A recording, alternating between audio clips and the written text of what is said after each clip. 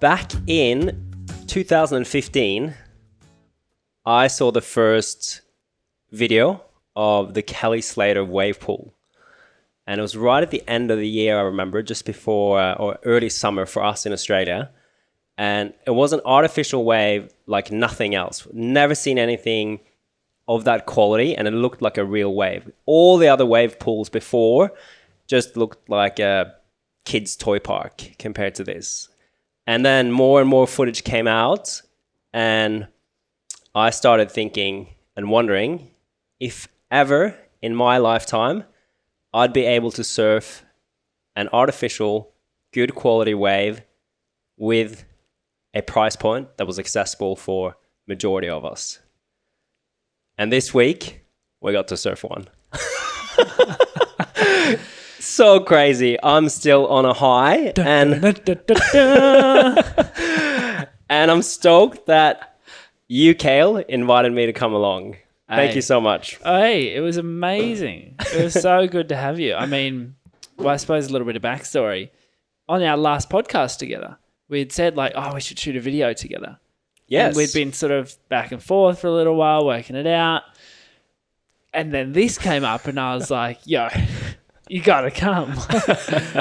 So you spent the first day shooting. Yes. Second day surfing. Yeah. And I was like a kid in a candy store the whole time. What was it like shooting the first day? Because that would have killed me.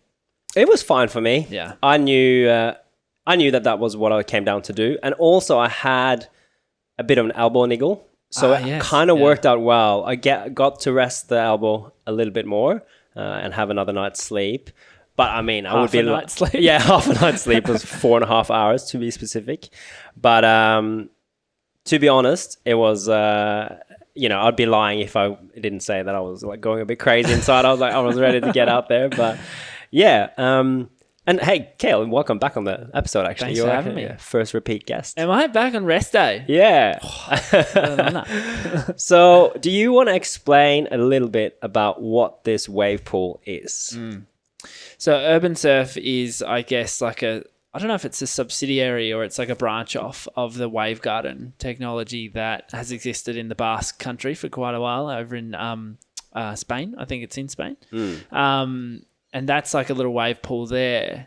And there's also one in Wales. Yeah, I actually thought it was a Welsh company originally. Yeah, no, I think they're Basque origins, I think. Anyway, somewhere in Europe. Yeah. So the European-based wave company. And those two pools look fun, right? But not like real, not like proper waves. And then I guess there's one of the guys I was reading up, the guy who sort of, I guess, heads up or owns the Melbourne one, went over there and saw those pools and was like, we need this in Australia. We've got the highest per capita surfing population in the world. Melbourne, you think about Melbourne, it's like, it's wave starved. You have to drive either down the Torquay side or drive to the other side, the Mornington Peninsula side. For waves, it's like an hour and a half, it's like living in Adelaide. It's hard work as a surfer. And so they I guess, secured a location 3 minutes from the airport.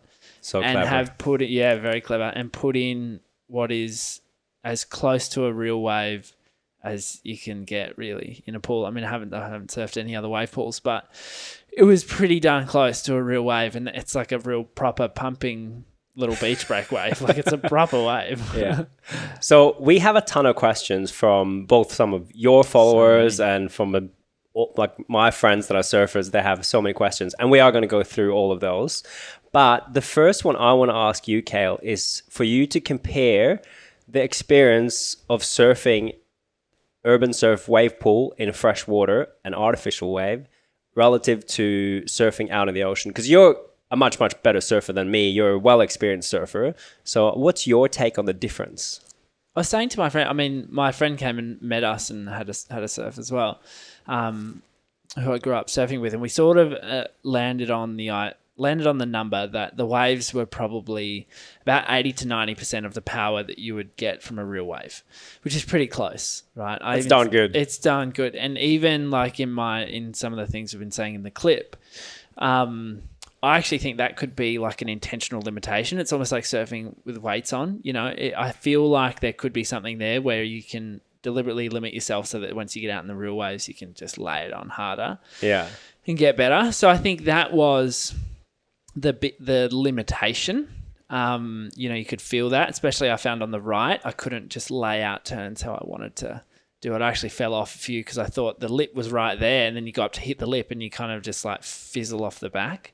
Oh, so it didn't give you as much pushback. Didn't bounce me back down. Yeah. So that was quite surprising on a couple, and a little bit frustrating, but it feels incredibly. Once you sort of dial it in, you have to sort of tone back your surfing, maybe that 10, 15%. I definitely didn't feel like I was ripping the entire time. I wanted to do massive turns. I just felt like I couldn't. So that's a little bit different. But the bonus is the biggest thing with surfing, and I surf coach people all the time, is that you cannot just order a wave and be in the perfect spot every time, and it's a huge struggle for beginner to intermediate surfers, even advanced surfers. We struggle. We see amazing waves and we're not on them, and it's destroying, your soul destroying. So to have that just on tap, wave breaks in the same spot every time, 12 waves set, what number you are, what sort of wave you're going to get. There's a flag marking the takeoff point, it's on ridiculous. The millimeter where to sit. Yeah, in terms of progression, especially I think from intermediate to advanced, the potential is huge. I think probably based on what I've seen, other wave pools offer a little bit more in terms of advanced progression. Like Kelly's wave. Like Kelly's wave, maybe, but even more so Texas for airs, especially because that was the one thing I felt was missing from the pool was the air section. I've seen that clip, the stab high is going to go back there and all that sort of stuff. And I've seen that sort of air section they're pumping out, but it doesn't look as good as Texas. I mean, the ideal air section, if you're going to talk about and build one, you'd have a peak that's bigger than the end section you want to hit, because if you're hitting a section that's bigger than you, it's just so hard to land airs that way. Yeah. You really want like a smaller coping to hit. Yeah, you need another wave to come in towards, a smaller wave to come in towards that main break that you're surfing, so you can hit it and land. Is that what I think that's what you mean? Because you have more power over the end section, whereas if the end section has more power than the wave you're on, it's just harder to manage. That's something I missed, and I really miss like being able to speed pump down the line. I felt like because the wave is so perfect, you don't need to skip any sections. You just go turn to turn to turn. Yeah. So I did miss that element. Like I wanted to like slow down. I said to you before I went out, and I was like, I'm going to try and slow down and do an air. But you just couldn't. It just didn't really offer it. I had one air section that kind of just popped up at the end, but it was a pretty terrible one. Yeah. And I obviously couldn't land anything. But yeah, that's the one thing that's missing, and I'm sure they'll work on it. I know they're like dialing in and changing settings and changing the shape of waves. Yeah. So I think it'll definitely come, but that was a big limit as well. The big difference, of course, is just the variability. When you're in the ocean, you're surfing in the ocean, you don't know what to expect. Whereas in that pool, you got it on command, which is amazing for progression. Yeah, I might give you one question here now that's on that a lot of people have asked is whether or not the wave pool is affected by wind at all. Yeah, it's a big question. Yeah, I mean, waves are affected by wind, even if you're in a pool. So basically, from what I was told from the people there, is that they have settings for advanced and settings for when it's onshore and settings for when it's offshore. So depending on the prevailing winds for the day, they'll sort of change up the settings. But it was light onshore the day we arrived, and they were still putting out barrels, and they were still barreling. They were still makeable. When we were on the left, I was watching back the footage. I was like, okay, maybe there's a reason I sucked so bad on those tubes. Like they weren't really open and spitting. Whereas later on, when it glassed off and it almost went offshore, those tubes on the right were just like pumping. Yeah, it looked way harder to make them in the onshore wind than the offshore wind, but it's still barrels. Absolutely. Yeah. So you can sort of punch through it on your forehand. It's a little bit harder to do that on your backhand, and it is a tight sort of barrel, and regardless, it's a tight barrel. Yeah. So yeah, I think the wind does affect it. If it's blowing offshore, it's going to be apparently it breaks a lot closer to the wall, and you have to actually paddle further in because it holds it up a little bit longer. Yeah. But then apparently you get better tubes. Yeah. We didn't have it blowing strong offshore, did we? We didn't get offshore at all. I'd say we got it glassy, like not a lot of wind, but mainly onshore, and it's still a ton of fun. Oh, it's ridiculous. I mean, Yeah. watching your intermediate session, it was like, still, if I was frothing. I was Yeah. like, if I had the 20, I'd be absolutely frothing. Yeah, so fun. So I want to go through a couple of really basics of how things work if you want to go and surf the wave pool in Melbourne. So number one, you can choose between two different settings of the pool. There's an intermediate and an advanced session, and they run for 1 hour. There's also a beginner session, but they run all the way on the inside, kind of in the leftover Little white water. that's coming off the main break. But for most of us that surf, you're going to pick either intermediate or advanced. The intermediate and each setting have kind of 3 different settings within the hour. So you get roughly 20 minutes out of each. So for the intermediate one that I surfed a couple of times, you have the first 20 minutes is quite small and a bit weak. It was a little bit difficult for me to surf it on a short board, but I think someone with a bigger board or even someone with a good 20. Yeah, like a 20 or someone who's a good surfer, they would probably have heaps of fun. But then then it gradually increases, and the next 2 kind of 20-minute slots are really, really fun. And the last 20-minute slot is very, very similar to the first 20-minute slot in the advanced session. So that's, I think, what they call the point break setting. Yeah. And that was really fun, hey? Super ripple. Yeah. Again, not quite as ripple as a real wave, but definitely you could lay a few turns, especially I found on the left, whether it was just my backhand. On your backhand, it's easier to surf less powerful waves because it's all back foot. You know, you can kind of whip it. Whereas on your forehand surfing weaker waves, you kind of you feel that hindrance quite a lot. Yeah. There's more body involved. Whereas on your backhand, you can just Yeah, I rewatched some of your footage on the first 20-minute part of the advanced session, and I reckon you got 5 turns in on average. Like, so you hit it quite a lot. Like 5 turns is a decent amount. A good wave. Yeah, it's 5 to the beach. Give me a 9, fellas. Yeah. But then in the next 20-minute slot, I'm going to try and describe it, and then maybe you can change it up a little bit. So I only had 1 advanced session. Do you regret that? Yeah, I would have loved to get more. I just couldn't book it. Yeah. It was fully booked. Well, that's probably worth mentioning. Yes, you got to book hectic. early. Yeah. Absolutely. I would easily taken more advanced sessions. Yeah. I tried to save one session. If there was an open spot, if someone didn't rock up, but they all came. All 18 surfers rocked up, and I couldn't get in. Yeah. So in that middle section, I'd say there's a turn for most skill levels, like advanced intermediate. You can kind of get 1 turn in, and then you try and get a shorter barrel, and then it kind of fizzled out a little bit in the end. On the advanced session? Yeah, on the advanced middle part. But then the last part, I felt like for me, I didn't really get a turn in at all. I just tried to stall and then get a longer barrel compared to the size. But yeah, how was those last 2 settings for you on advanced? Yeah, so the biggest thing is getting ready for them because you don't really know they're coming unless the instructor's onto it, which ours wasn't. Yeah. Well, sometimes they said, oh yeah, they're changing it now. Now you got to take off a little bit further. The first guy definitely wasn't onto it. Yeah. But it breaks in further on the barrels. So and it looks smaller when you're paddling in. Yeah. So you're kind of like, oh, is this an actual wave or is this just the teaser wave? Like, what's going on?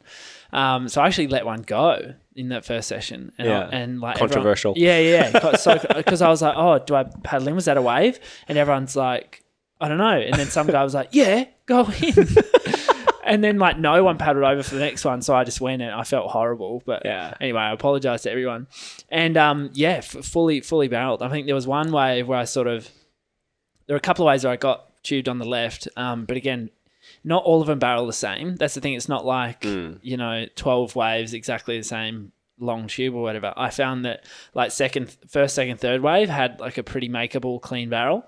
And then the next ones, for whatever reason, this seemed a little bit sort of more wishy-washy, and there was like a wedge pushing through it that kind of caught you a couple of times. Yeah. And they would collapse a little bit. But yeah, it is a short barrel. I find that middle one was a good sort of warm-up, and then they sort of pumped it up a little bit, and you were, in the end, if you fell off, you were getting pretty worked. Yeah, it was pretty thick lip on that last barrel. Yeah. But on the right, you're like, yes, dial it up even more. Yeah. Because it's so easy. Yeah. Actually, even on the left, on your back end, you'd probably want it dialed up even more because then it would be easier to get in and out of. It's a very tight barrel. Yeah. I mean, some of your friends, Seb, he's a tall dude. Yeah. Like, that's hard to fit into that space. Yeah. I'm much, much smaller. And even I was scared and I got one in the head, probably because I didn't have a good stance. But anyway. Hey, yeah. It's good practice, though. Yeah, such good practice. I found, like, coming back, I was going, I just want to go back. Yeah, me too. Yeah. I want to redeem myself and, like, just sit on the left and get tubed all day until I've got perfect big dog stance. Yeah. And even having more experience now, having been there, you're just going to be comfortable straight away. Because how nervous were you on the first wave? Oh, my gosh. Such a lemon. I watched the first wave back and I was like, oh, no. I was on the tail, just flicking my way to the beach. And I was like, oh, no. But, yeah, you're so nervous. And it's not just on the first one. It's like you're nervous almost every wave. I found it way more on my first. I was really shaky on the first one. Yeah. But then because I surfed intermediate, it's probably a bit more confident. It took probably 4 or 5 waves of each session for me to like relax into it. Yeah. Which is probably good. They start on the point break and warm up to the tubes because you don't really want to be blowing tubes. Yeah. But yeah, the biggest, everyone's looking at you. And if you're out there with mates, it's like everyone's screaming like, Kale, go Cam. I was also screaming of excitement. I was like, yay. Yeah. Yeah. So some basic numbers here. There are, because that is a super common question. Mm-hmm. They take 18 surfers in one group. So there's 18 people on the left, 18 people on the right. And for the majority of I'd say almost all of our sessions, it was fully booked except for the 6 a.m. The 6 a.m., I think we had 15, roughly. Yeah, a little bonus, eh? Yeah. You're actually 13. 13, yeah. Yeah. And then each set has 12 waves. Someone could argue there's maybe 13 because there's that little teaser wave that you said, but no one that's paying for the session is really taking that first one. No. Sometimes the surf guide or the staff member that's in the water, he'll take that very first one. But yeah, you get 12 waves and they are very similar, but slightly different quality. And the first out of that set is definitely cleaner. Yeah. Yeah. And the last one, the 12th wave, is usually a bit shorter, I found. Like it fizzled off a little bit. I don't know. I can't remember if I actually counted, but I don't know if there was a 13th wave that was a fizzler. Yeah. And I saw a few people catch it and I was like, I'm never getting one of the last ones. Yeah. I kept putting people in front of me. If I knew I was close to, I'd be like, hey, go ahead, man. Yeah, I counted heads in front of me and I was like, oh, no, I'm 11 or 12. Yeah. Oh, do you want to go ahead? Yeah. Because then you're in pole for the next one. Yeah. How did you find it with the difference between good and bad surfers in the group of people that are out there? Because I think, at least in one of your sessions, you got a wave on every set because you can kind of kick out, right? Like, explain that. Yeah, it's an interesting dynamic. There were people out there, I'll say, who should not have been in advance. Like people who could not take off, or just had no confidence in taking off. They'd paddle in and you could just see like, nah, they should not be out here. And actually, I should say, I saw a staff member tell one guy to go in. Oh, really? Yes. Yeah. Okay. That happened on, the day that you left after you had left. So they do send people back in if you're way overhead of your own quality of surfing, because he couldn't really paddle properly. Yeah. And he was in an advance. So he kept missing him. Yeah, he had no chance. I mean, he was way too far back on his, like, all about paddle, like showing how you paddle. That shows you a lot of what quality surfer you are. Yeah. And it was very obvious that he wasn't ain't got a good able banana. to be there. He was missing direct banana. But yeah, the instructor gave him, I think, one more chance, and he helped him. He told him, hey, you got to sit here, paddle hard, like you paddle harder than you think. And he missed it, and then he told him to go back in. Whoa. Yeah. Heavy. Yeah. Well, but I think it was fair. It's totally fair. I would have sent in probably 6 or 7 people if I had my choice. Like, how about that 9 p.m. session? Oh my gosh. Okay. You were hoping you were there, yeah. I know. Okay. So basically, if someone falls off, you've totally blown it because you have to go all the way in. You lose your spot in the line. You pretty much you blow it if you fall off. You're at the back of the line. You're at the back of the line, and that's why everyone sort of gets nervous. There was one guy who fell off. I remember seeing it.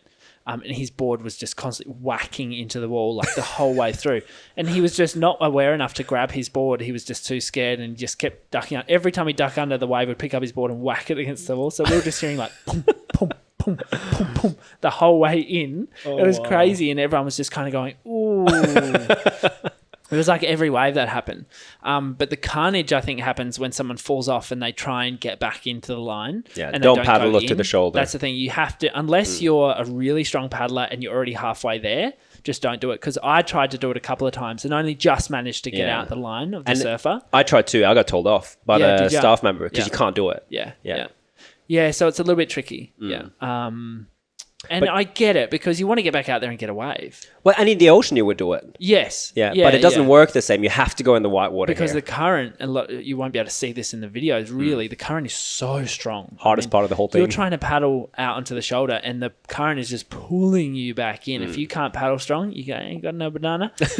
You're washed in. You know, and that's what you need to do. And I think negotiating that, if someone fell off in front of me, I was more nervous because I was like, oh my God, I'm going to run into him. So I found myself falling off once or twice because there was someone there. It's not exactly their fault, but they just rattled me and I was all nervous.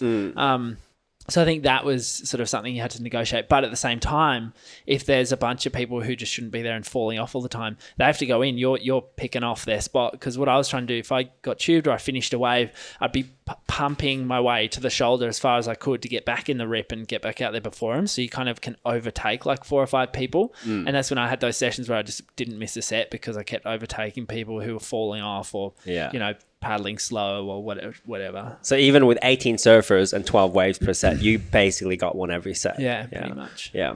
I don't know if that makes me an asshole or... No, well, that's how it works. I did it fairly. Like, I wasn't, No, I mean, I try to do that all the time. It works on a priority system. So the better you are at paddling, first of all, the better you are at surfing your wave properly and then paddling back into the lineup, you get your spot. Whereas if you're at a lesser skill level... You get washed in with the white water, get all the way in, almost into the beach, got to walk across, and then you paddle back out. It's hard to get out of that stream. Like, even for me, I was like... It's so shallow there. I fell off on a bunch of left tubes, and, like, you have to go in. Yeah. You can't get across. It's just pushing you too hard, which is good because, then you can't cheat the system. You have to kind of pay your dues for falling off. The first one I fell off... and I got washed in, had to paddle across. I was like, that is so costly. You got to not try and do that at all again. 100%. Yeah. But that goes to the point what we were saying, though. You almost want a group where roughly half of the group are average surfers because they get washed in all the time. So you keep beating them in the lineup and you're like, yay. Yeah. Well, we watched that 9 p.m. session, which I so wish I booked into, where literally 75% of that group in the advanced session were falling off on those rides. Yeah. And it was perfect conditions. Like, it was light offshore at this point. They were just I saw a couple of tubes spit. Like, it was ridiculous, and we saw so many unridden tubes. And I was just in my head just going, what have I done? I just want to be out there for that one. So fun. Yeah. All right. So the advanced 1 hour session is $79, which I think is fairly reasonably priced. I think your average wave count was roughly between 14 and 18 maybe, somewhere around that. That's pretty good. Yeah, you definitely had sessions with more than 14 of the ones that I counted. And then the intermediate session is actually cheaper. It's $59 for the hour. Same amount of waves roughly, depending on your skill level again. So it's like the pricing is fairly affordable. Accessible. Yeah, it is. And I know they've got the year membership, so they had a little bit of backlash with like year memberships and stuff that were like $3,500 or something. And I think it worked out. You could only get like 1 session a week or something on that. Like, it was weird. There was some sort of calculations and limitations they had on that. I feel like once the hype dies down and once there are more options, which we'll have to speak about as well around the country, they may open up like an all access all you can eat kind of pass, which I think is probably more reasonable. My cousin's up in Cairns. There's a wake park up in Cairns that was like revolutionary, right, for wakeboarding and all that sort of stuff. Same thing, like they started off and I believe they had similar sort of restrictions, and now you can just buy your all access pass where you just a member and you go there whenever you want, you tap on and you have your go and then you leave. Like, I mean, that's the dream. How good. That's the dream. But that you're onto a very important question though, that and I talked to some of the staff members there, which is they're all super curious to see what it's going to be like in winter because it's Melbourne. They open on the 6th of Jan, middle of summer. And even when we were there for 2 days. I felt like we had some cold weather. We had some really hot weather. That's Melbourne. Yeah. So, and that's another question everyone's asking. It's like, what's the water temperature? What are you surfing in? And I've just been answering it to Melbourne. You got to be a bit prepared for everything. Yeah. But mainly you surfed in what? I surfed in my short arm springy. Short arms, long legs. Yep. 2 mil. Short Same arm, as long me. leg.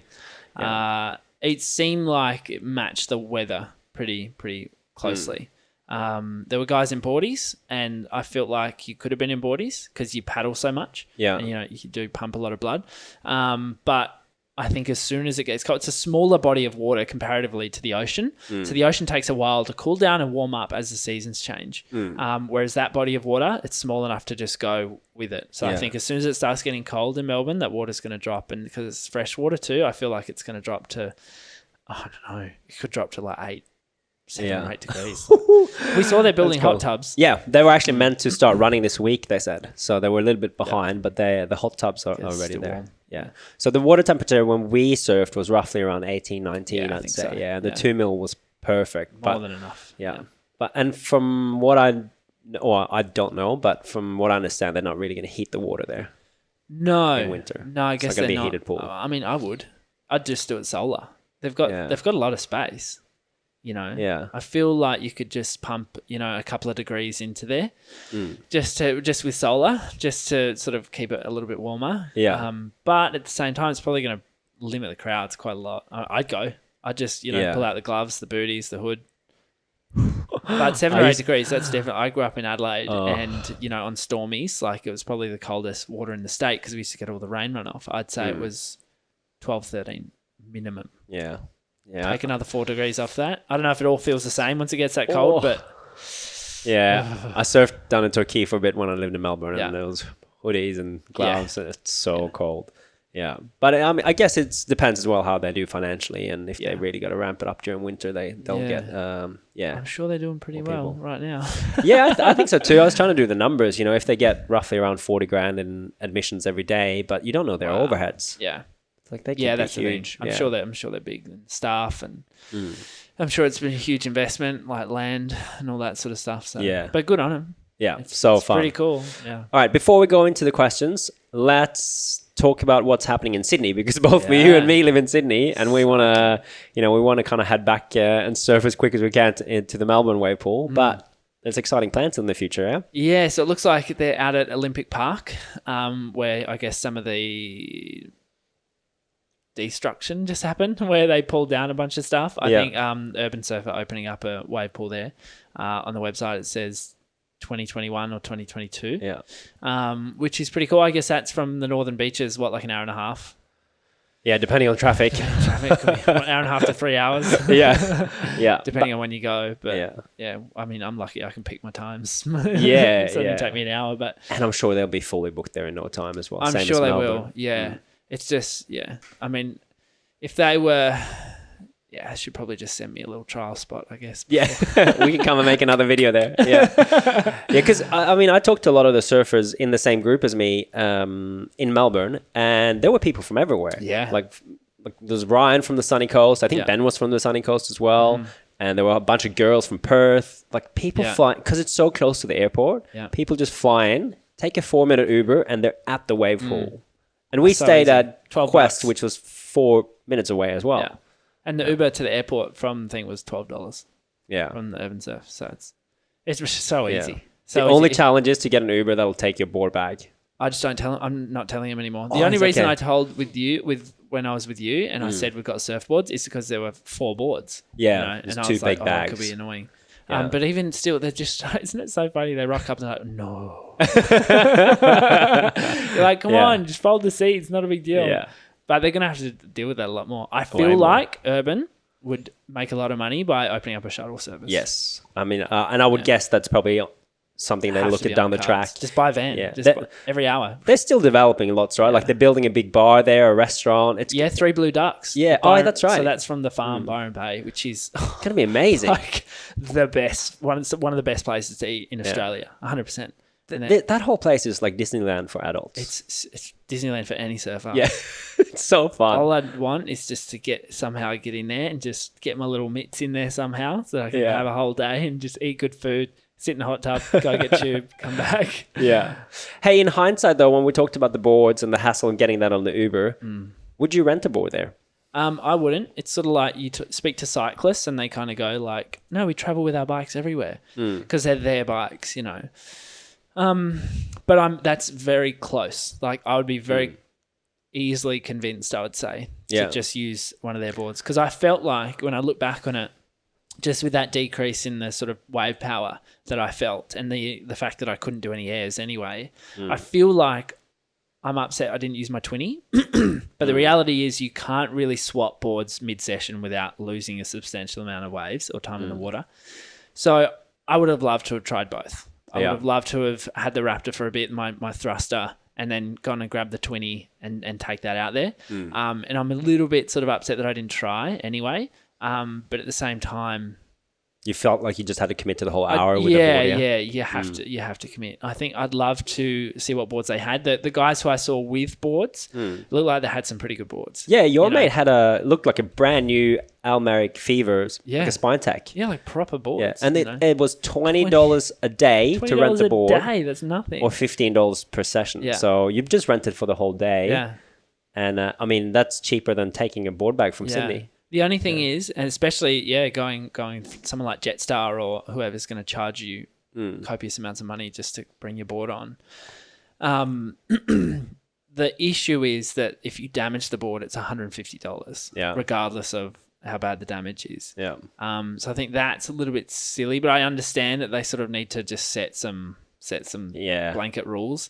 So that once you factor that into it and how many people had damaged their boards, like I saw broken fins, I saw noses, I saw tails, I saw boards banging their that way wall. Down You the got to stay clear of that wall. It's also in that sense, I damaged my board for a reason that we don't even need to discuss it. Someone got in the way. So I feel like that has to come into it too. I'd always just bring my boards. I think. See, for me, I would probably rent a board. I think next time I'm going, I'd rent one just because it's so nice not to travel with boards. Isn't it? But I think the one, what's your friend's name again that had the rental? Who got the rental in the end? I think it was Ty. Ty, yeah. So the downside, from what I understand, when he did the rental, was that there's not that many sizes available. So the danger can be not to get the size that you want of whatever board you're after.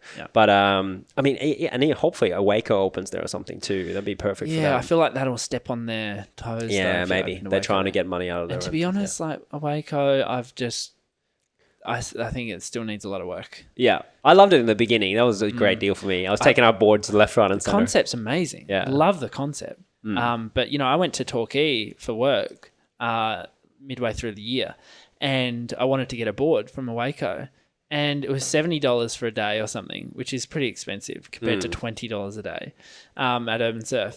And it was also the shop. The location was like out the other side of Melbourne. And I was going to Torquay. I was like, what the heck? It has to be, you have to be in an area where there's lots of locations available. I don't know why they wouldn't be in Torquay. It's like in Bali, it's great because they have, at Echo Beach, I think they have 3 shops. So you have even a selection of stuff. Yeah. Talking about boards, another question I've been getting is, water buoyancy, epoxies, like what am I surfing? How did you anything that's going to give you a little 10%, 20% extra pop, So EPS I felt was good there. Really happy having an EPS there. I pretty much exclusively ride EPS unless I'm on my 20 or whatever. Yeah. And on that, like yesterday, for instance, I paddled out. It's super stormy and crazy here in Sydney right now. I paddled out and the EPS is too floaty and just getting washed all over the place. It was sucked. Yeah. So there's pros and cons. But for the pool, I think an EPS or something with a little bit extra float is what you want. Again, because you can't really do those big airs, or I felt like you couldn't really do those big finners or reverses and stuff like that. It doesn't really matter if you've got a little bit of extra float and you're just sort of carving through turns. Because you still get that feeling. So I would have actually liked like a couple of extra feet even on my board. Just a bigger version of my board. Or like I said, the 20. So I could just sort of glide through everything. Yeah. But it's always that balance. I always find like I feel if the waves are good, I'm upset that I'm on a 20. Because I'm like, I should be doing revs, I should be doing finners, I want to do a slob, like all this sort of stuff. But I think because you just know what's happening, I think I should have just taken the 20 out at least once. Yeah. I had 4 hours out there. I should have just, 25% of the time, I should have just tried the 20. Yeah. I tried both type of boards. I had a PU board in the beginning or the advanced, and then I used the PU board for the first intermediate session, and then I went to the epoxy. Or it's actually like a mix. Yeah. It's what the whole Hayden shape's called PE. So it's I think it's inside is a epoxy and the out. Okay. No wait, maybe the other way around. Anyway, there's it's definitely a bit more buoyant. But did you find it helped? Yeah, I would for the intermediate especially. I would pick an epoxy style board. Yeah. For that first 20 minutes, it's so weak anyway. But I think for the advanced, I felt the PU board went fine because there's so much push in that wave. Yeah. And I surf a like big-ish size for me anyway. How many liters are you at? The PU board is just under 28, and I'm 70 kilos. Yeah, okay. So it's like a pretty big board anyway. High. Yeah. That was it's a Chili Volume 2 board. Yeah.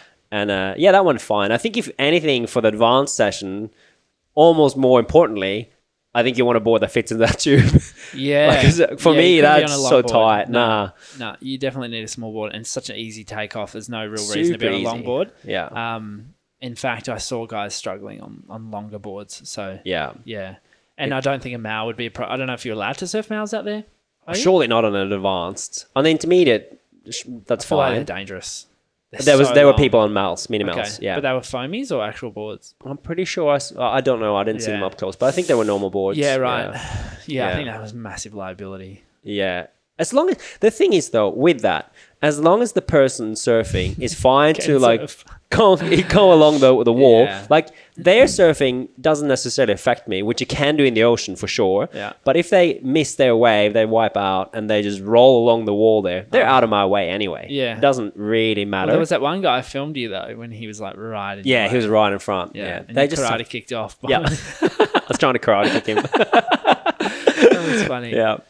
All right, let's go to some specific questions. We might have answered some of them already, but let's go to some that I have. Okay. Beast mode was something everyone's asking about. Is the beast mode available for the public? Is the last setting on advanced the beast mode? What do we think? No, we definitely didn't get beast mode. No. And we saw a private session and they weren't getting beast mode either. So I don't know exactly what's going on there, besides the fact that you can't get it unless you hire it out privately. I'm assuming the private session couldn't get it because they hadn't hired both sides of the pool, because it's the same swell line. Like, Same setting. Yeah, so the Both right and sides left sort of follow each other because it's all the same swell lines sort of being pulsed out together from that central train thing in the middle. So, beast mode we definitely didn't get, but we still got some decent tubes. It would be amazing to get proper beast mode. Yeah. Like, that's something I'm guessing it's not available just because it would be so much carnage. I think it's a liability. Yeah. I know. You're looking at the level of surfers, right? In the session. If you had those, I was going to say those kooks out there. They're kooks. Okay, we're all kooks at one point. Yeah. Those guys are kooks right now. Yeah. If those guys are out there for beast mode, they could die. Seriously, smack their head on the concrete ground and seriously die. Yes. But there's heaps of lifeguards. They probably wouldn't die, but they could seriously hurt themselves. The lifeguards did say that they had a lot of cuts, people hitting the head. And people don't know how to fall. This is a huge thing. I see beginner to intermediates who don't know how to fall, and they fall they let the board be between the wave and them, and the wave just picks up the board, bang. All the time. It's such a skill to learn how to fall. So even I, knowing how to fall quite well, because I do it all the time, I smacked my ankle on the floor. I had a bruised ankle yesterday. I was sort of limping a bit. Yeah, it just happens. Yeah. Did you hit your head at all? No, because I never put my head in that sort of position. Damn, I hit my head once. Did you? Yeah, not bad, but because I that one barrel on the advance, it hit me in the head. The wave hit me in the head, and then I rolled over, and the ground came so quick. It's shallow. It's really shallow there. Otherwise, a wooden barrel. Yeah, I felt like I hit the water, and then next second I hit the ground, but I rolled over and it was fine. Yeah.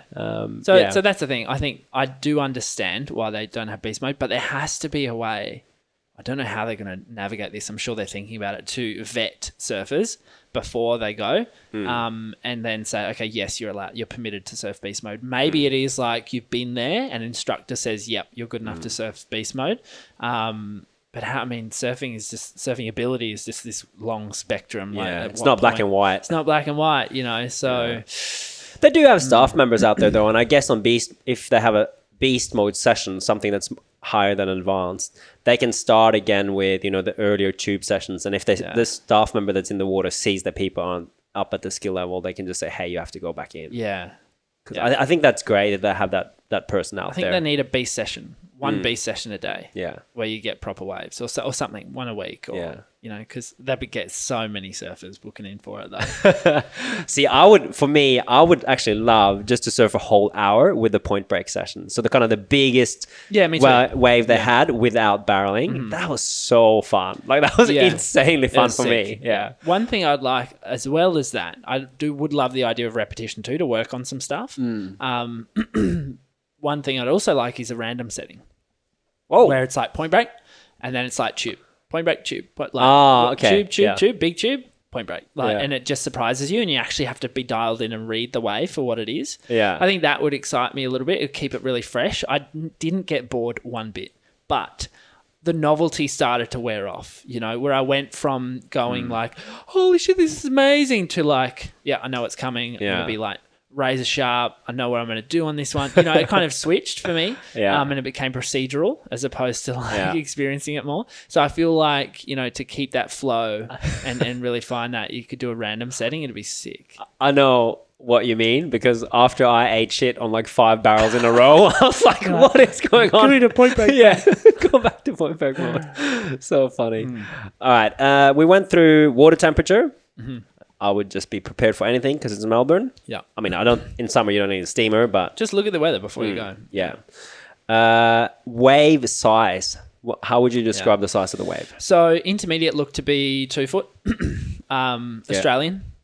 Australian/Hawaiian. Apparently we measure differently. Like whenever I talk about videos on my channel, people are like, "There's no way that's 3 foot." It's controversial topic. As tall always. as you are. What are you 3 foot? It's like, no, this is Australian measurement. We measure from the back.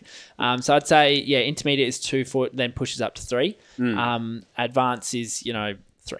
It's definitely not bigger than 3. Even 3 is pushing it. Yeah, I agree. That's what I've been saying too. Yeah. 2 to 3 foot. But I will say this: after watching the footage, a ton of footage before we went. Yeah. When you surf it, it feels way bigger. Yeah. Because it looks really small on on Instagram or whatever. So even my little one that I put on Insta, like it was a couple of people like, nice little barrel. I was like, hey, fuck off. But I mean that's the same in the ocean as well, I think. It's always it just different feels when you bigger. surf it. Yeah. But how I would describe it is that it's definitely big enough wave for you to have a ton of fun. Yeah, pretty much anyone could surf that. Yeah. Even if you were 120 kilos and you had a solid board under you, you could still surf that wave. Like it's a very anti-discriminatory wave. Yeah. Except if you're a kook, which we all were at one point. Yeah, I'm still, that happens to me quite often. Hey, I do kooky things every session. Yeah. How, so talk about how many waves you're getting, not necessarily in the total number, because I think we said that before, between 14 and 18, but how often do you get a wave? Because I had some questions where people think, oh, do you just get one wave and you paddle and you sit there and you get a bit bored? How did you feel that rotation went? Yeah, I reckon there was 60 to 90 seconds in between sets, in between 12-wave sets, which is pretty darn good. It gives you enough time to catch the wave, paddle back over to the train, get in the rip, and then sit there and wait your turn. Yeah. And you don't wait long. No. There was one, I was really annoyed at one in my last session because the people from the last session stayed out longer than they should have. It was 8:02 or something in the morning, and they're really pretty much on time. Yeah. So it was 8:02 by the time we got to paddle out for the session, and I was like, come on. And then it was 8:06 by the time they put the first set through. So that was the longest I had to wait. And then we finished at 8:55, so it was only a 50-minute session. Like I was off it, right? Yeah. So they need to fix that for a start. Yeah, I'd say it didn't happen too often, No. that stuff. Yours was definitely noticeable. Yes. And it was like a 4-minute wait, So that one, everyone was kind of looking at each other going, what the heck? Where's the waves? With money just trickling away. So you sort of, it's on your mind. Yeah. So that was the most annoying thing. But other than that, you could go... you get your wave and then you wait 60 to 90 seconds and then you hear this like as the train or whatever the gas, whatever that is, makes its movements. I've been dreaming about that noise so much. I know. I couldn't sleep the first night. I was like, And then So funny. and then this first little teaser wave goes, and then the next one is like your proper one. Yeah. And I found on the tubes, like the first, second, and third waves were the money waves. Yeah, for sure. And to that point, they're very good at from what you were saying before. They're very good at calling people back in. If you sit out the back and you're waiting for too long and the other session's starting, they just call you back. You have to do the paddle of shame. Yeah, just paddle in and no water, like no wave, and just go back in again. Yeah, you and can't just wait for the next session and catch their waves. Yeah. And on the opposite side, I think, I wonder if you were in that session. There was one session when all the 18 surfers were paddling out. Everyone's kind of cruising in the rip, just having a little bit of chat. And then suddenly just heard it's like... Yes, and the set started and no one was out there. Everyone just started to scramble. Oh my gosh, it was so funny. That was funny. Seb, who we were with, freaked. And we were like maybe 15 meters from the peak. And it got, and we're like, no. Everybody scrambles for it, and Seb's just like, hang on. So I paddle past Seb, because obviously I can paddle faster than Seb. Yeah. I paddle past Seb, get the third one, so 2 waves, like awesome ones, just go through unridden. Everyone's spewing. So I go through, I get my wave, and then I don't know what happens, but I paddle back out, and I see Seb doing this paddle of shame, like this dejected, upset face, because he said he just got too rattled, and like everyone got too excited. He just like ended up just sitting there, just letting everyone go, just watching waves go through, even though he was first in line. And then he had to go like 7th or 8th on the next one. So it's pretty funny. It's weird that even though it's a machine created wave, an artificial wave, every time we saw a set with no one on it, you'd still go like, oh, there's no one on it. In the ocean. Because for that 6 a.m. session in the morning, they put a set through without anyone out in the pool. Yeah. So you just saw 12 perfect waves roll through. The We're like, oh my God. It's ridiculous. So and that was fun. and we had 13 people, so I didn't miss a wave that one. Yeah. Besides the first couple that I was late for. Yeah. That was so fun. Yeah. All right. That was so good. I think that's what everyone's going for when you go there, is to find a session with less than 18 people out. Yeah. Yeah. They'd be perfect at 12. Oh, so good. I mean, even just under 12, so no one gets the bad one at the end. Yeah. Would you say the wave of a similar size and shape is as powerful as in the ocean? No. How come?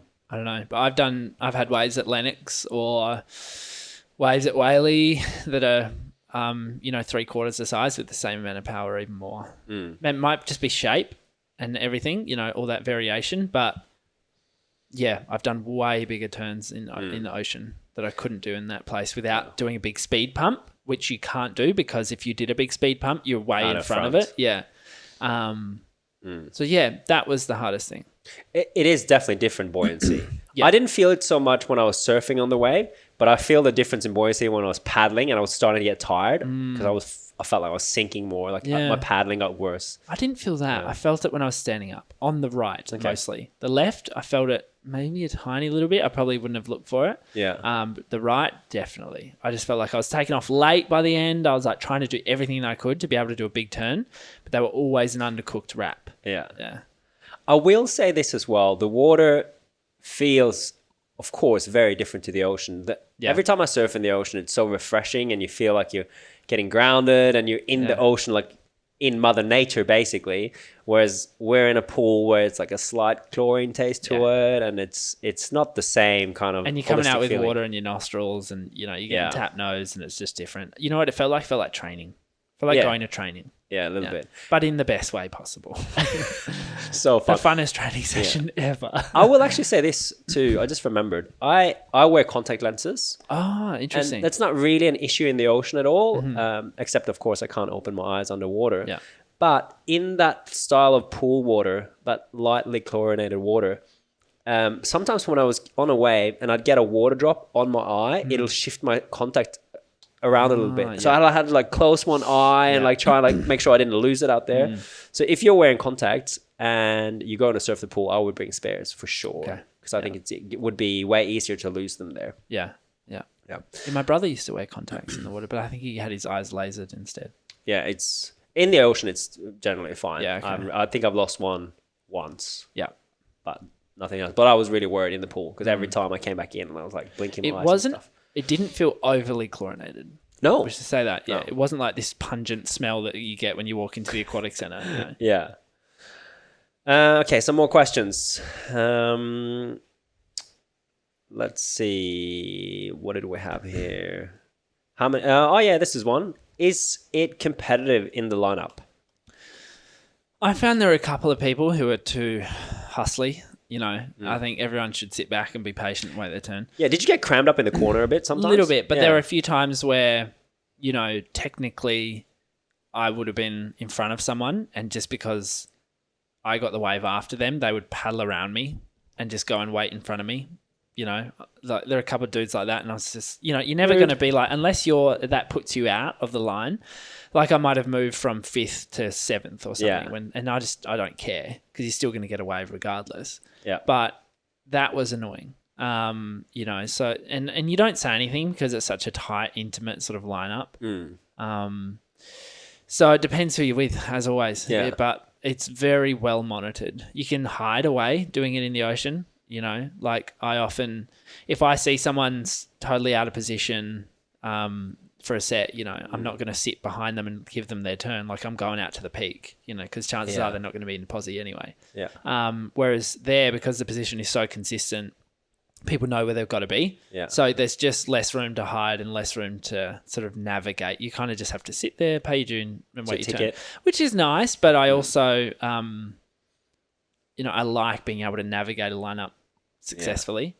That's interesting because your approach that, or the way you look at that, is probably a little bit different to mine, because I found the pool very like relaxing. Even though there's 18 people in the lineup, I know that I'm on this so and so wave, and if people stuff up or miss a wave, which sometimes can be like super frustrating in the ocean, because I'm like, oh, I could have, like, that's where I was sitting, I could have had that wave.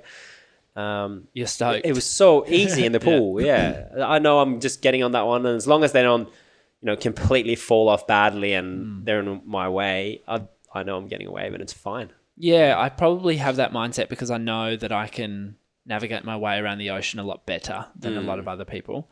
Yeah. Whereas in that lineup, it's kind of just evens the playing field. So you've got no advantage. You just have to sit there and just wait. Yeah. Yeah. Which is fine, you know. Not complaining. Okay, what would you bring that would be different, or anything that you would adjust now that you've been there when you go back? Is there something that you kind of felt I like you were want missing? to book an intermediate session and take the 20 out. Backhand or forehand intermediate? Or forehand. Really? Yeah. So But I both, really like- wanted an intermediate on my backhand, but I couldn't get one.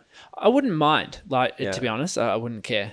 It more comes down to how much money you want to spend. Like, I'd be happy going down there for a day and doing 4 sessions like you did. Yep. And just doing 2 lefts, 2 rights. But then again, I'm like, oh, do I waste an hour on an intermediate session where I'm not going to get tubed on my 20? Yeah. You know, it kind of, that all plays on your mind. Or do I just go, 4 hours advance for sure? Yeah. So I guess it depends what's available too, right? Because it's so hard now that this time, pretty much everything's booked out for weeks in advance. Yeah. So we were lucky we got in, really. Yeah. Yeah. It was easier to get the left than the right because I booked late and almost all of the rights were gone. Well, I suppose most people are natural footers, but Yeah. again, like, they need some way to vet people's ability, because there were people out there who just shouldn't have been out there, and there were liabilities. They weren't just wasting waves; they were getting in. They were dangerous, like They're a liability for themselves. for themselves, for the pool. But how do you do that? It's such a. I mean, what they've got on their hands is incredible. Yeah. But with that comes like a huge amount of logistical decision making. With great power comes great responsibility. Yeah, they're almost like modern day Spider-Man of the surf industry. That's right. I would take hydrolytes. That's what I was missing. I was getting dehydrated on that day. Yes. Okay. Yeah, great. My. Water. I was struggling. Yeah. If you're in the chlorine, I feel like that sucks it out of you or something. 100%. And food. We should have brought more paleo bars. Yeah. Yeah. I had some, I think I had 3 protein bars. Yeah. And then I had some true endurance, but I wish I had hydrolytes. That was the one thing I was missing. Yeah. Like, I'm dying. But they had good food selection there. Even it wasn't bad, little day. poke bowls and stuff. Yeah. We got the last ones of the bunch, which was nice. And then, again, as we said, 3 blue ducks is going to be there. Oh, can't wait. Then you can have a beer after. I think I'm going to have to go there for my birthday this year. Do it. I'll be van lifing by then. Oh, hopefully. yeah. You can drive down. Yeah. Got your boards there I'm just already. going to park in the car park and never leave. Yeah. I met some surfers there that live in Torquay. And they came up. They came Isn't that up. funny? So This I is thought that's this what I thought. Total role reversal. Yeah. Yeah. They're So all like- the city folk could be like, piss off, you low Yeah. country person. Instead of saying, piss off, you townie. In skateboarding, there's like a thing. Some skaters only skate parks or only skate vert ramps. I wonder if there'll be surfers that only surf only do pools. wave pools. Oh, man. I would never do that though. What is it going to do to the surfing space? This is the huge question. Is like, what's going to happen? Because these are things that are popping up everywhere, you know. Massive positive for the industry though. Huge. Yeah, I Yeah. think it really makes it more available. You know, Yeah. Especially like I said before, it's going to make progression so much easier. The amount of people I coach who just would benefit from an hour or two out there is huge. Even just watching a video back of yourself. Yeah. It's so easy to film it. Yeah. You know when the wave is coming. You know set when your you're iPhone on. up. Yeah. It's unreal. So it is going to, and you know what? It'll probably take crowds away from the ocean as well. It definitely will. Which is amazing. Yeah. I mean, I don't deal with too many crowds up here generally, but there are days where it's shit, and I just go, I wish there was a wave pool. Yeah. I think because it seems like the surfing industry right now is in a little bit of a changeover. You know, Rip Curl has been bought by Kathmandu. Man, and it's not in a change; it's in turmoil. Yeah. Surf industries. So having this new thing kind of grow and make it more available for the general public, it's easier now than ever to start surfing if you have access to one of these pools. Yeah. Like, surely it's all positives out of that. Yeah, it's got to be positive. What the surfing industry is dealing with is not just isolated to surfing. It's endemic to retail in general. Yeah. So they just don't have the money anymore. We're seeing that with John walking away from his contract and all that sort of stuff. Like, there's going to be some huge shifts. I've been speaking with a couple of people. Like, it's changing dramatically. Yeah. I don't know if wave pools have a big enough push. 36 people at once, Yeah, the total 12 number times a day is not going to change the surfing industry. until there's thousands of pools around the world. Maybe. I don't know if we'll ever reach that point. Because then at what point does it not become profitable because there's just too many, it's too diluted? I don't know. I think in 5 to 10 years there'll be Yeah. hundreds of pools around. Yeah. I mean, if I was Chris Hemsworth, I wouldn't be building that shopping mall thing he's got. I'd be friggin' keeping the Bali huts and putting a wave pool in that shit. 100%. But remember now that you can build a pool in countries, and I think they are doing this, where there's no coast. So in Switzerland, for instance. Yeah, you said that. So you can create surfers in a market where there was no totally surfers unique before. and novel environments. So fun. Amazing. Imagine, especially if they got mountain backdrops and stuff like that. Incredible. That'd be so nuts. Yeah, please invite me. Awesome. Let me get that YouTube clip. All right. So after this whole experience, do you feel like the trip is worth it? The amount of money that you'd spent flying from Sydney, going down there, staying one night, and paying for the admission to come and surf? I reckon the whole trip cost me $500, $600. Like, it was pretty expensive. But I think, it marks a time in surfing where waves are more... The conditions that the ocean has on offer is less important than it used to be. Yeah. Because we all of a sudden can get waves on demand. And I think that is going to be a very special sort of topic and advantage moving forward.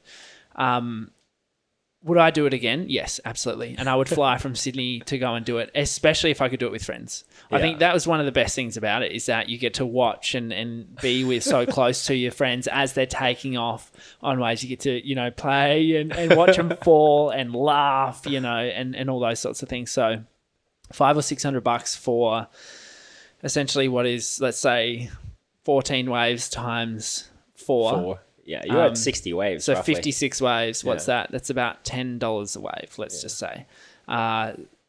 Is it worth it? Yeah, it's worth it. It's not something I'd do every week unless I lived close by, but it's totally worth it visit. Even just for the novelty of being able to just get tubed in a pool. Like, everyone needs to do it at some point, and I think within that, people will have their own experiences with it. Like, the people who were struggling are going to go, I can't go back there. I didn't get enough waves. Yeah. But the people who really capitalize and do well out of it are definitely going to go back, me included. Yeah, me too. I can't wait to go back. And I think it's almost cheap because I I've got 3 trips booked this year. I'm going to Indo and to Maldives, going to Maldives twice. And, I'm spending thousands and thousands of dollars on that. Spending a couple $100 and getting, roughly 60 waves. That's like, and for me, it's a 60 win-win. good waves. Yeah. Yeah. And you know exactly how to surf it after a little while. You get in. But then for me, I wonder, because I haven't had a proper barrel ever in my life yet. This year might be the year. But then I guess I got to distinguish it between, like, do I get a wave pool barrel or does it count? Is it a proper wave? I don't know. Yeah, I feel like it does. And again, that's what it's going to liberate a lot of people in terms of, I saw people, so it's probably pretty judgmental, but I saw people not get barreled who thought they got barreled and came out screaming, They sort of bent over and then went, as they came through, kind of like, I think when you get barreled. I think when you get that view. Yeah. Oh, yeah. Once you see the lip here, that you get barreled. I've had the view twice, like properly seeing that they come over. Yeah. But I didn't get out. But I can't wait. I can almost hope that I get my first barrel in the wave pool. Yeah. And then my next one would be in the ocean, and it'd be like another milestone. Yeah. It'd be sick. There's something more exciting about getting a tube in the ocean because you've hunted it down. Like I've walked away from sessions at Stratty, for instance, one of my favorite waves in the world, just glowing. South Stratty. And South Stratty, and just feeling and paddling across the causeway there, the seaway, and just feeling so embedded in my local ecology and the world, and it's that flow state, essentially total dissolution of ego and just like seeing stars. I didn't see the same thing from a barrel in the pool. But it's still incredible, and it might be 70 to 80% of that, so yeah, it has its place, and it's definitely going to be an advantage and benefit to the surfing industry for sure. Awesome. All right, Kale, what do you have coming up? I believe you have a surf camp, but that's sold out. Yeah. Will you have another one maybe, or what's the plan this year? We're trying to work out if people are going to spend $6 or $7 grand for Fiji or just do Bali for 2 or 3, It's that sort of stuff. This year for me is obviously a lot more surfing than health. But at the same time, I'm still obviously touring my films and selling them and doing all that sort of stuff and trying to get funding for a lot more. This is just want to move into a more creative space now. I don't want to deal with logistics and hustle anymore. I'm done. I'm so sick of like being in control of my paycheck. I want someone else to just cover it for a while. So this year is going to be very different. I think, we're leaning towards that idea of buying a van and moving into the van for a year and traveling around and just getting tubed and making videos and doing retreats and Hashtag van life. And then writing films, and writing TV shows and trying to get them off the ground through funding instead of self-funding. Yeah. Awesome. It's like an exciting year ahead for all of us. Yeah. For sure. Well, yours is the year of the tube. What's mine the year of? Just the pressure's on me. The year of giving the pressure to Kim. Well, yours could be the year of the van life, I think. Yeah. You got a big project ahead. You don't have a van yet, so there's a lot of things that's got to happen before that works out. Yeah, awesome. So if you're listening and you're interested in jumping on a surf retreat to Fiji with Kale, definitely let us know. Bali, we'll see. Or if you're at Urban Surf and you know a way for us to be able to book a group booking there at a reasonable price where we can do surf coaching. Yeah, do a day retreat there. That'd be so fun. I'd be all over that for sure. Awesome. All right, thanks a lot, Kale. Thanks, Kimbo.